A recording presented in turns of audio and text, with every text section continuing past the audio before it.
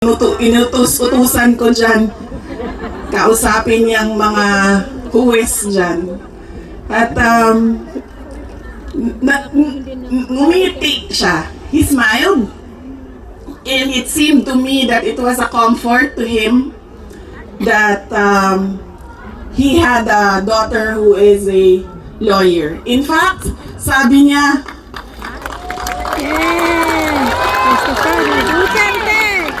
Duterte! Inday Sara!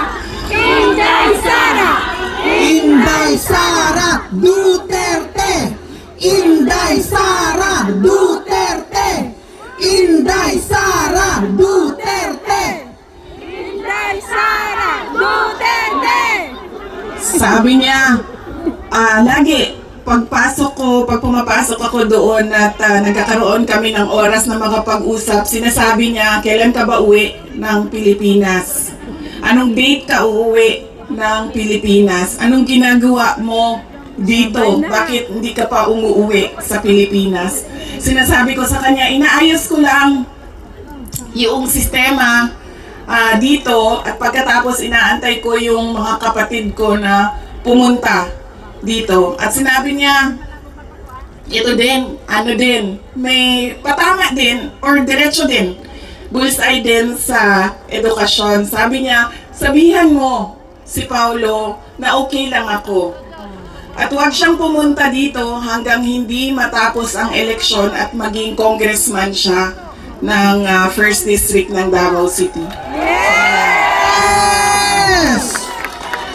At sabi niya, sabihin mo kay Baste, hindi siya pwedeng pumunta dito hanggang hindi matapos at ma-elect siyang Vice Mayor ng Davao City. Ito ang pinakamatindi dahil pinagtatawanan namin siya sa group chat namin. Kaming magkakapatid 4, meron kaming group chat. Dahil ang sinabi niya kay Veronica, sabi niya, sabihin mo kay Kitty, hindi siya pwede bumisita dito hanggang hindi siya abogado.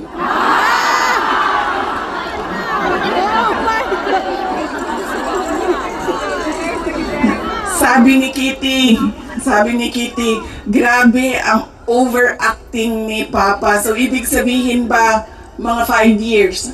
She has 5 years until she becomes a lawyer.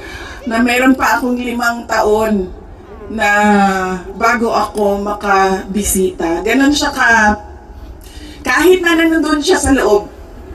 Ang kanyang iniisip, unang-una, yung mga kapatid ko na kailangan magtrabaho para sa syudad ng Davao, yung kapatid ko na kailangan mag-aral.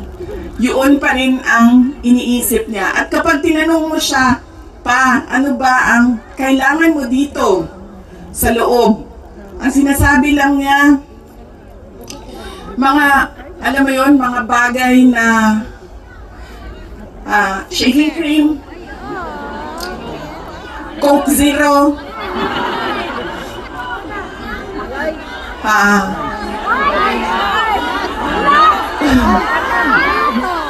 tumigil na siya sa kakahingi ng Pinoy na ulam dahil parang hindi talaga kaya nung nagluluto sa loob ang Pinoy na ulam. Pero nagpadala ako kahapon ng PDF file ng mga recipes na pwedeng sundin nung nagluluto.